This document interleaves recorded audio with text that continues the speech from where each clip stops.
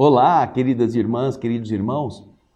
Começamos mais um programa, O Espírito da Letra, analisando a obra de André Luiz Espírito, através da mediunidade de Francisco Cândido Xavier. Estamos estudando o 10º livro, Evolução em Dois Mundos, mas os 9 outros anteriores já estão prontos, estão disponíveis. Você pode acessar, nós temos um canal no YouTube que fala exatamente sobre eles. Você vai lá no youtube.com/o Espírito da Letra, tudo junto. Lá estão os 9 livros anteriores comentados e os capítulos anteriores do 10º livro, que é este aqui, ó, Evolução em Dois Mundos. Um livro muito interessante, muito especial, cheio de inovações para aquela mente indagadora do cientista, do indivíduo voltado à pesquisa, porque André Luiz utiliza-se de termos específicos, termos médicos, termos da ciência, que geralmente o leigo não tem muita familiaridade, muito contato.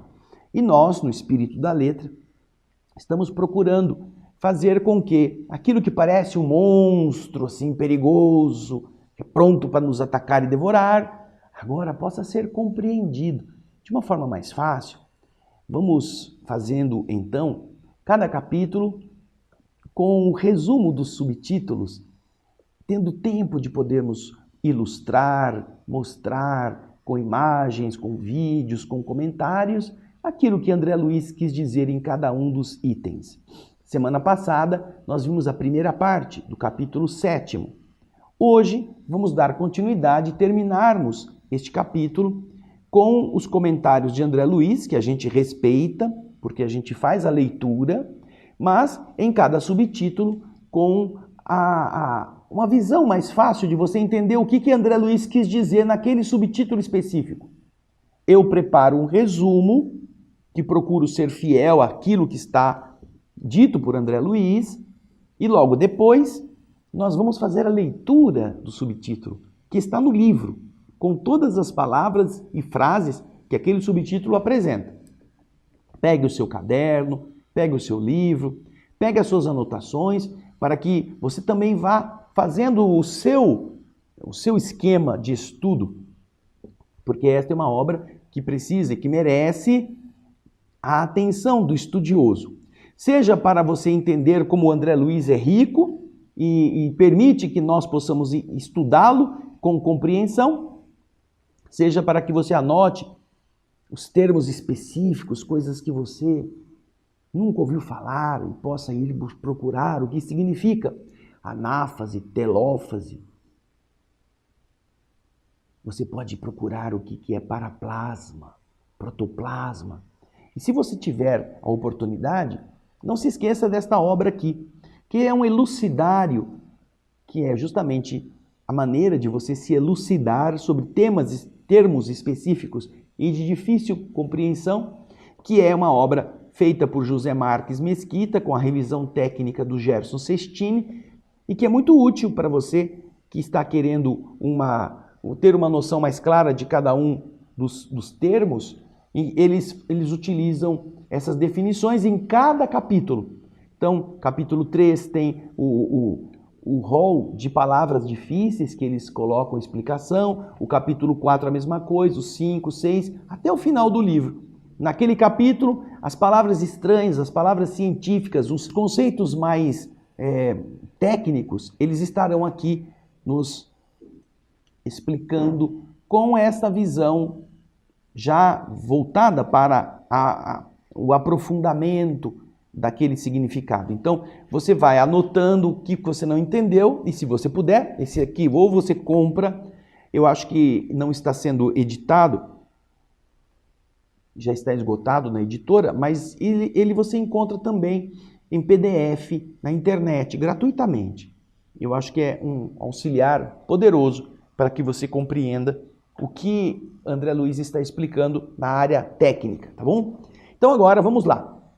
Pegue lá o seu aparato de estudo e vamos ver o resumo que eu, André Luiz, fiz desta sequência no subtítulo Hereditariedade e Afinidade. Vamos ver o que André Luiz quis dizer neste subtítulo. Vamos ao slide. Então, André Luiz nos está explicando o seguinte: até o reino hominal, o reino do ser humano, os espíritos semeadores divinos organizavam o progresso das formas. O corpo ia sendo organizado e a própria mônada, você vê aí, era ajudada para que pudesse crescer, como se faz com a criança irresponsável perante a sociedade humana. O ser infantil precisa de amparo, precisa de orientação, e os espíritos semeadores divinos estavam organizando o progresso das formas, o progresso dos corpos, fazendo com que a mônada celeste, aquela mônada espiritual inicial, pudesse ir também sendo conduzida. Com a conquista da experiência e do conhecimento, aquele princípio que antes era um princípio ainda infantil, torna-se responsável pela construção do seu próprio caminho em direção à herança celeste, proveniente da consciência cósmica. Nasce e morre no corpo para elevar seu nível cultural moral ou para refazer o que deixou para trás. Este já é um objetivo do nascer e renascer deste princípio inteligente, agora no reino hominal. Ele vai melhorar o seu nível cultural e moral, ou ele precisa renascer para fazer aquilo que ele não fez. Isso faz com que cada um tenha que viver na terra ou no além-túmulo, junto daqueles que lhe são iguais. Uma vez que no plano físico, a hereditariedade e a afinidade no plano espiritual, ambas, hereditariedade e afinidade, cada um no seu plano, uma no plano físico e a outra no plano espiritual, são leis infalíveis que determinam que a alma se diferencie por seus próprios esforços, aprendendo a reger-se pelo bem invariável que lhe dá equilíbrio e também poder sobre os fatores do próprio ambiente, podendo criar valores mais nobres para seus impulsos de perfeição. Então agora, chegada à etapa hominal, a mônada espiritual, aquela que estava perdidinha lá no começo, no reino mineral, que depois se tornou princípio espiritual, onde estava estagiando entre as plantas, o reino vegetal, e agora depois evoluiu para princípio inteligente no reino animal, ao chegar à condição de espírito, depois de passar pelo reino animal e desenvolver-se, agora ele é coautor. Ele não é apenas espectador, em que outros fazem a peça, em que outros constroem o cenário, em que outros costuram a sua fantasia para aquele tipo de papel. Agora ele também é coautor.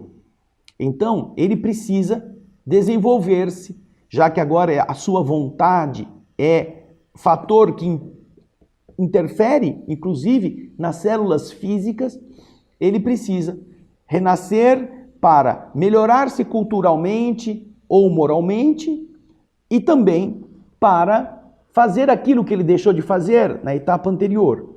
E assim ele vai amadurecendo.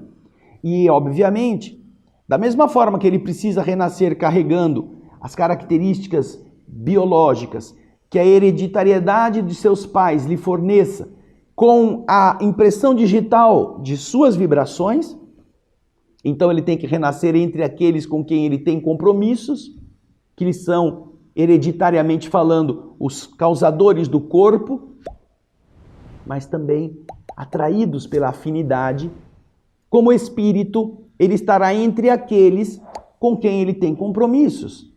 E ele poderá melhorar-se à medida em que ele vá buscando mais avanço, mais aprofundamento. Ele poderá sofrer um um aceleramento de sua própria evolução pela sua própria vontade. Bem, depois que nós entendemos esse resumo, o que André Luiz está explicando aqui, nós vamos ver agora o texto do livro.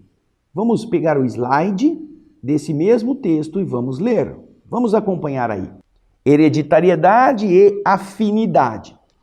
Nas épocas remotas, os semeadores divinos guiavam a elaboração das formas, traçando diretrizes, metas ao mundo da célula, em favor do princípio inteligente, então conduzido diante da sociedade espiritual, como a criança irresponsável também precisa ser conduzida diante da sociedade humana. Porém, à medida que se lhe eleva o conhecimento, passa a responsabilizar-se por si mesmo, pavimentando, colocando um pavimento, aplainando o caminho que o investirá, que vai fazer com que ele possa tomar posse da herança celeste no colo da consciência cósmica. Com alicerces na hereditariedade, com a base da hereditariedade, ele vem ao corpo físico, ele toma a forma física e se livra dela, morre, nasce e morre, para retomá-la em uma nova reencarnação, capaz de elevar-lhe o nível cultural ou moral, ou então para refazer as tarefas que deixou viciadas ou esquecidas na retaguarda. Precisa refazer o que foi mal feito. Porém, ligado inevitavelmente a esses princípios de sequência, porque ele herda dele mesmo, ele é forçado a renascer na Terra ou a viver além da morte, com algumas raras exceções, a conviver com aqueles seus próprios semelhantes. Porquanto hereditariedade e afinidade, no plano físico e no plano extrafísico, respectivamente, são leis irresistíveis, sob as quais a alma se diferencia para a esfera superior, por sua própria escolha, aprendendo com larga soma de esforços a reger-se pelo bem invariável, que, ao lhe assegurar equilíbrio, também lhe confere poder sobre os fatores das circunstâncias do ambiente que o envolvem, a fim de criar valores mais nobres para os seus impulsos de perfeição. Então, a hereditariedade e a afinidade funcionam como caminhos que o próprio indivíduo agora tem que enfrentar, como condutas, como escolhas que ele mesmo fez.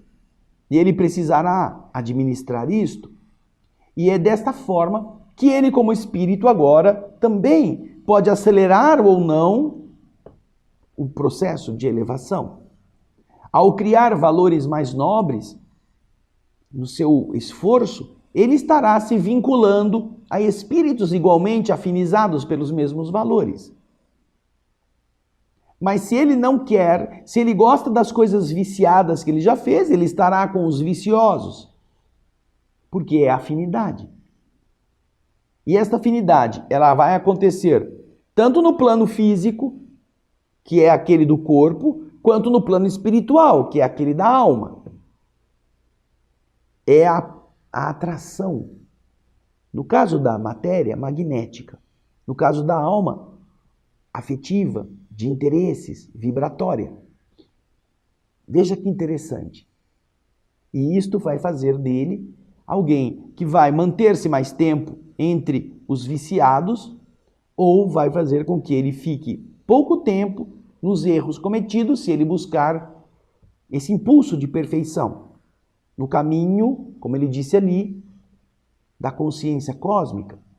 ele precisará pavimentar essa estrada que o levará a essa consciência cósmica de onde ele veio. Tornar-se herdeiro. Por falar nisso, nós vemos essa experiência acontecendo. Imagina que o pai é um homem de negócios, um homem que saiu da miséria e construiu um império. E agora ele tem filhos, que ele sabe que precisarão aprender a fazer as mesmas coisas. Então, quando o pai ou a mãe tem essa consciência, ele não vai fazer o filho começar o trabalho já lá na gerência. Não. Ele bota o filho para trabalhar na expedição. O filho vai ser empregado, você vai trabalhar, tem horário, você vai ter que chegar cedo. Você não é filho do dono da empresa, você é um funcionário. E a partir daí o filho tem que começar a aprender onde estão os problemas, como pode resolver, e dali ele passa do funcionário que entrega, que faz pacote, para o funcionário que vai ver o estoque, que vai ver o que está faltando, ele vai entender o mecanismo. Não é que o pai é mau, não. O pai está preparando aquele filho, porque os outros funcionários vão ser sempre aquilo, mas o filho um dia vai tomar conta da empresa, e para que ele tome conta da empresa, ele precisa conhecer tudo. Toda a rotina da empresa, todos os nós, todos os problemas, tudo aquilo que acontece por debaixo, porque senão ele não vai saber administrá-lo. Então, o pai que é sábio, a mãe que é sábia, colocam os seus filhos não como assessor da gerência, diretor disso, daquilo. O indivíduo não sabe nem onde ele compra o parafuso, nem do que é feito o aço. Ele já é o diretor. Ele não vai saber dirigir nada. Ele vai precisar de um funcionário velho, antigo, para dar a ele informação. Quando ele poderá justamente se tornar um funcionário antigo e sábio, se ele vem do começo. É isso que os espíritos estão explicando. Então, o filho precisa se modelar. É claro que ele não vai ficar 30 anos para chegar a ser gerente, mas ele estagiando 1 ano no pacote, mais 1 ano no estoque, mais 1 ano no processo de supervisão dos outros funcionários, para entender se está faltando material de limpeza, se está faltando a ferramenta para o jardineiro. Ele vai ver como é complexo todo esse processo, até que ele fique, depois de 4, 5 anos, preparado para ser gerente da seção. Ele estará se modelando para um dia assumir a direção da empresa, com conhecimento.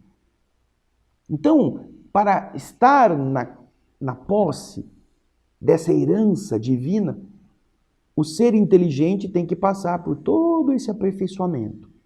E é isso que André Luiz está nos contando nesse trecho.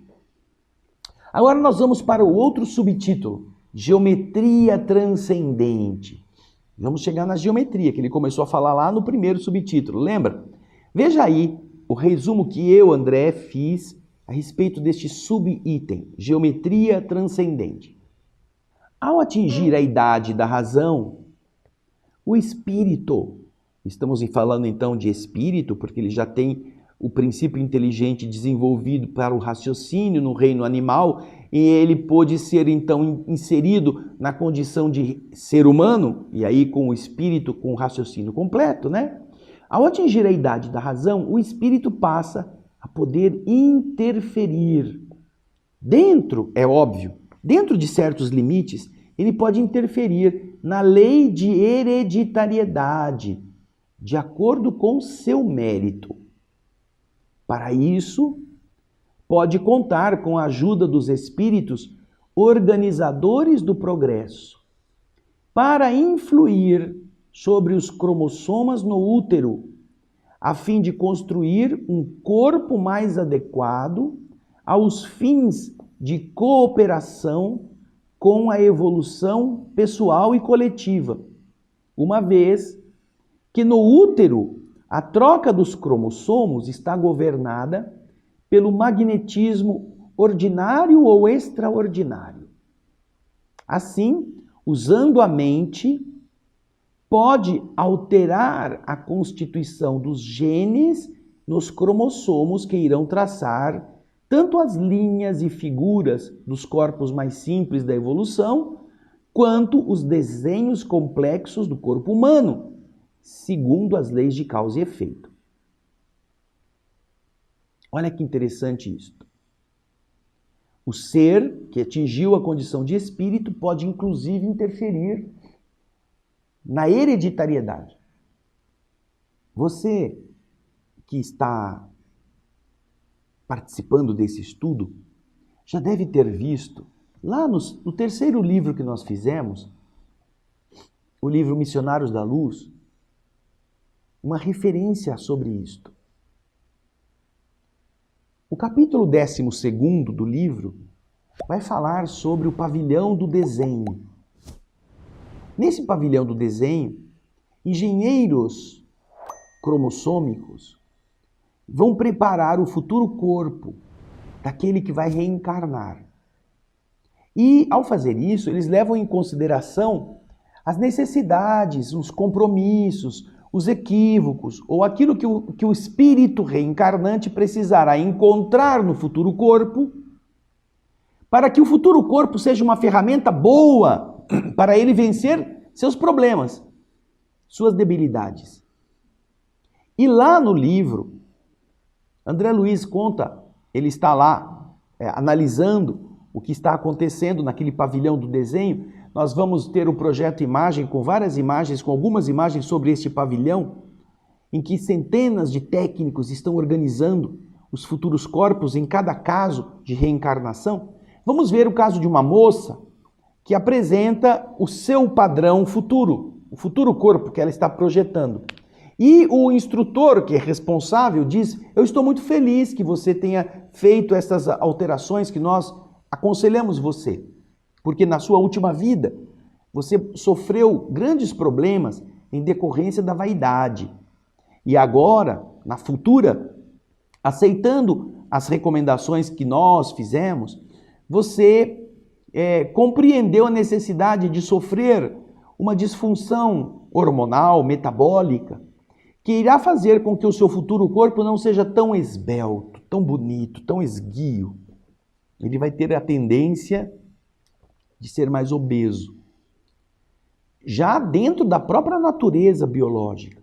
E com isto, você estará, vamos dizer assim, enfrentando esse momento difícil em que o seu centro emocional se viciou graças a uma beleza muito grande e levou você aos arrastamentos que a beleza, a vaidade, a aparência mais requisitada, acabou te prejudicando.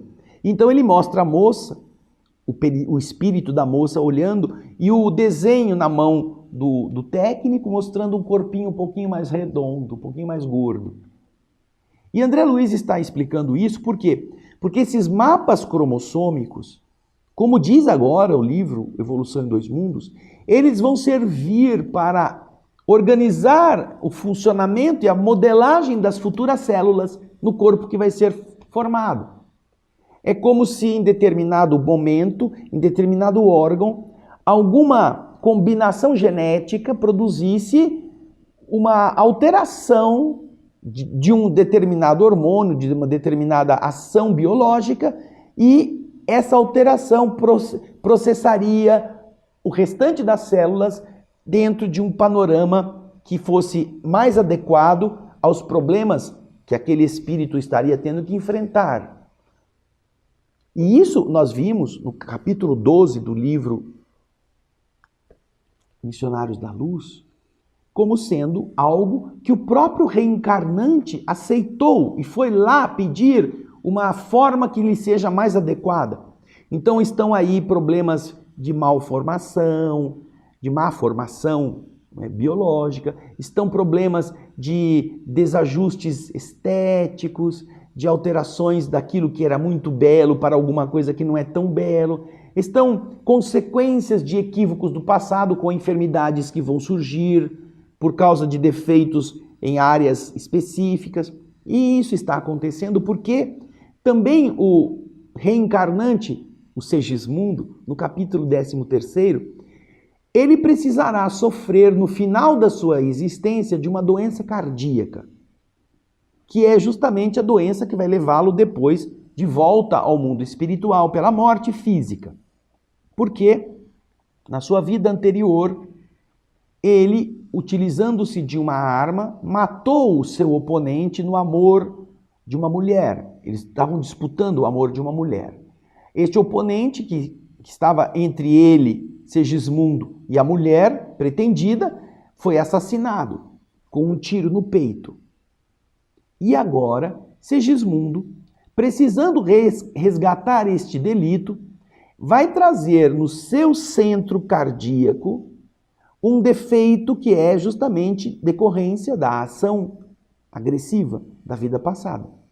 E isso estará plasmado através dessa organização energética que vai servir de modelo para o futuro corpo. E este modelo vai produzir no futuro, quando ele tiver seus 60, 70 anos, a deformidade que vai produzir, vai resgatar a consequência do ato praticado. É isso tudo que ele está falando. O ser inteligente começa agora a atuar também em seu favor ou em seu demérito, em seu prejuízo, na organização do futuro corpo. E aqui não estamos falando apenas de problemas de saúde, estamos falando de tendências boas para a construção daquilo que ele tem que fazer no futuro. Impulsos orgânicos que vão favorecer a seu desempenho na intelectualidade, na arte, na capacidade de percepção científica. Também todas estas são coisas que vão estar amparando o reencarnante, para que ele tenha a ferramenta adequada para cumprir a tarefa que ele precisa com aquele corpo. Então, às vezes, vem com o cérebro brilhante, com a sensibilidade aguçada, com a capacidade de percepção das coisas belas e a multiplicação disso em aquilo que a gente chama de talentos. Também são ações do espírito sobre a matéria com este projeto. Olha que interessante. O homem já pode então atuar, seja na preparação, seja na continuidade. E você vai ver também esse slide que eu citei do projeto Imagem, falando do pavilhão do desenho, mas vai ver uma outra coisa interessante, que é aquilo que André Luiz também relata, que quando chega o momento da fecundação, o espírito Alexandre, ele atua e faz com que um espermatozoide específico saia em liderança pela ação magnética que ele impulsiona. E esse espermatozoide vai ser o que vai penetrar o óvulo. Olha só que coisa bacana. Mas nós vamos continuar no resumo. Vamos lá? Aí vocês veem aquilo que eu estava me referindo agora. O livro Missionários da Luz, no capítulo 13, sobre a reencarnação de Segismundo, mostra a ação magnética do instrutor Alexandre sobre o espermatozoide, que seleciona aquele que seja o mais adequado à formação do futuro corpo do reencarnante, de acordo com as necessidades dele. E você vê, olha, uma bolinha na barriga da Raquel, que é a que está deitada, e ampliada como se fosse uma lente de aumento, você percebe que aquele glóbulo de amido amarelinho, onde está o óvulo da mulher, vai sendo atingido primeiro por um espermatozoidezinho que está mais ali, mais forte, mais clarinho, pela ação mental do Alexandre, que magnetiza aquele espermatozoide para selecioná-lo, a fim de que o material genético desse espermatozoide possa unir-se ao material genético da futura mãe e produzir o corpo adequado para aquilo que o reencarnante vai precisar. Olha só a capacidade do espírito em relação a isto. Bem, já que a gente já viu como que funciona esse negócio, vamos ler o texto agora. Vamos lá? Vamos ver o texto Geometria Transcendente. Chegada a essa altura, a essa eminência, a criatura submete-se à lei da hereditariedade com o direito de alterar-lhe as disposições fundamentais até um ponto não distante do limite justo, segundo o merecimento de que ela disponha. Para ajudar aos semelhantes na escalada a mais amplas aquisições na trilha evolutiva, recolhe, assim, conta desta forma, com a ajuda preciosa dos organizadores do progresso, na mitose do ovo, na multiplicação das células do ovo, que vai lhe facultar um novo corpo no mundo, uma vez que toda troca de cromossomos no vaso uterino está invariavelmente presidida, governada por agentes magnéticos ordinários ou extraordinários, conforme o tipo da existência que se faz ou se refaz com as chaves da hereditariedade atendendo aos seus fins. Eis porque, interpretando os cromossomos à maneira de caracteres em que a mente inscreve nos corpúsculos celulares que a servem as disposições e os significados dos seus próprios destinos, caracteres que são constituídos pelos genes, como as linhas são formadas de pontinhos, essas linhas que a gente risca são minúsculos pontinhos, esses genes aos quais se misturam os elementos chamados bióforos e, tomando os bióforos, que são grânulos visíveis da cromatina, nesses pontos, como sendo os grânulos de tinta que os cobrem, será lícito comparar os princípios germinativos nos domínios inferiores aos traços da geometria elementar, que apenas se vale de linhas e figuras simples da evolução, para depois encontrar nesses mesmos princípios, nos domínios já superiores da alma, a geometria transcendente, mais complicada, aplicada aos cálculos diferenciais e integrais das questões de causa e efeito. Causa e efeito. Não é apenas modelar um corpo comum, um espírito que não tenha merecimentos maiores. Ele vai ter a hereditariedade tomando conta das suas questões.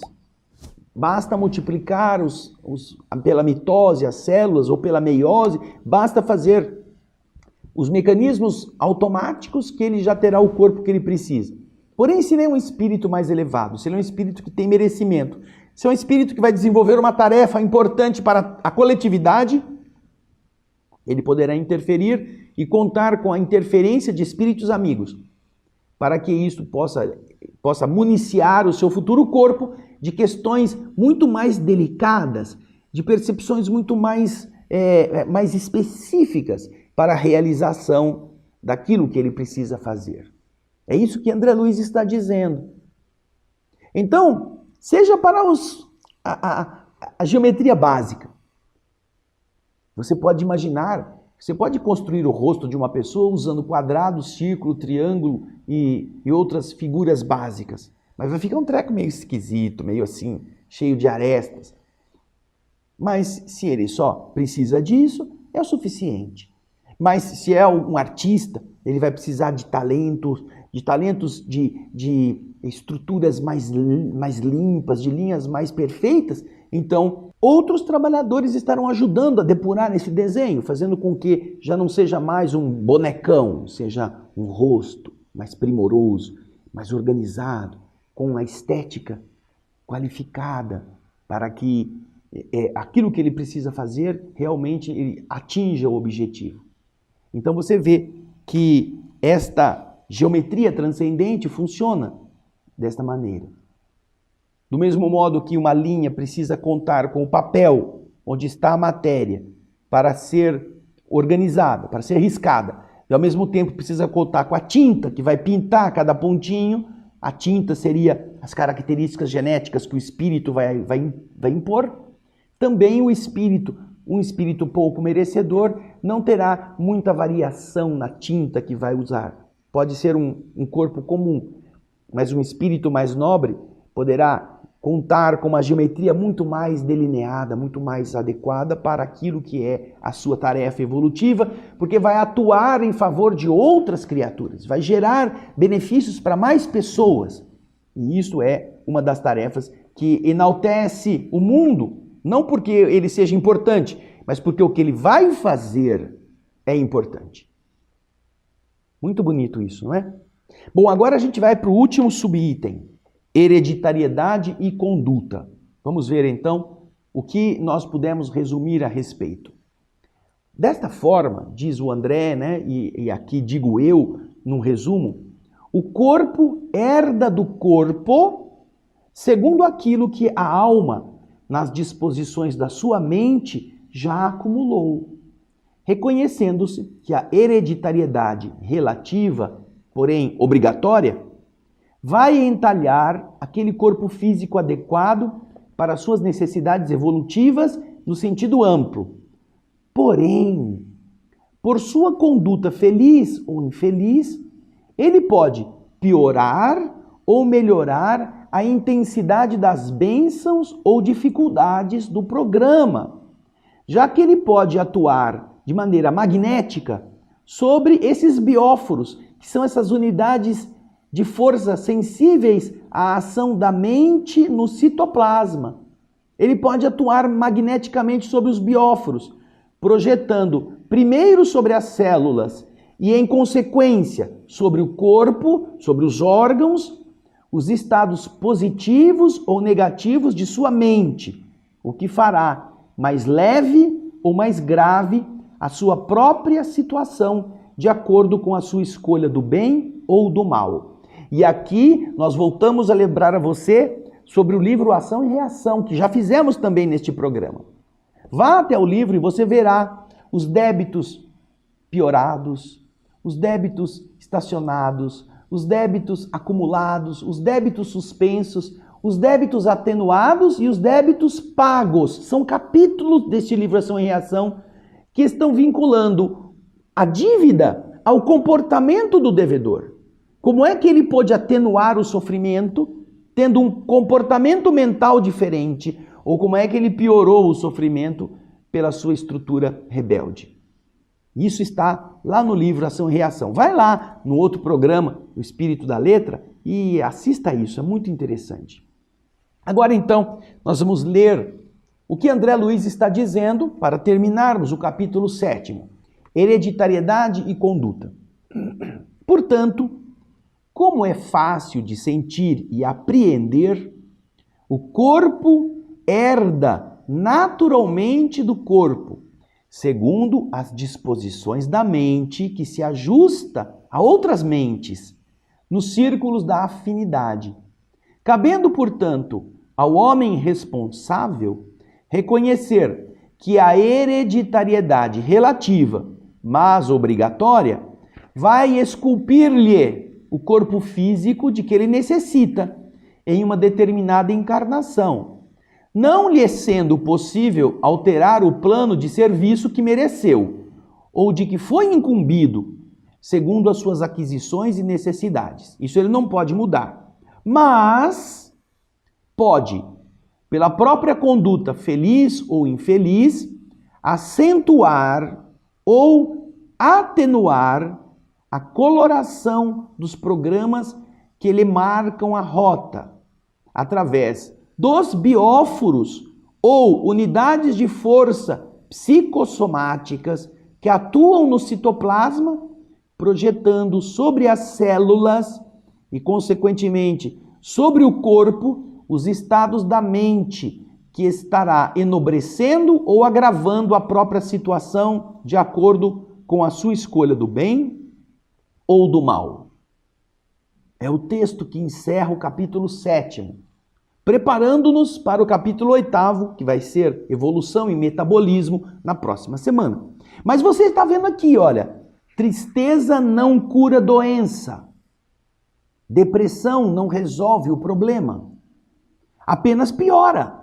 Porque você vai envenenar as células pelos bióforos, pelo seu padrão negativo do magnetismo deprimido, pessimista.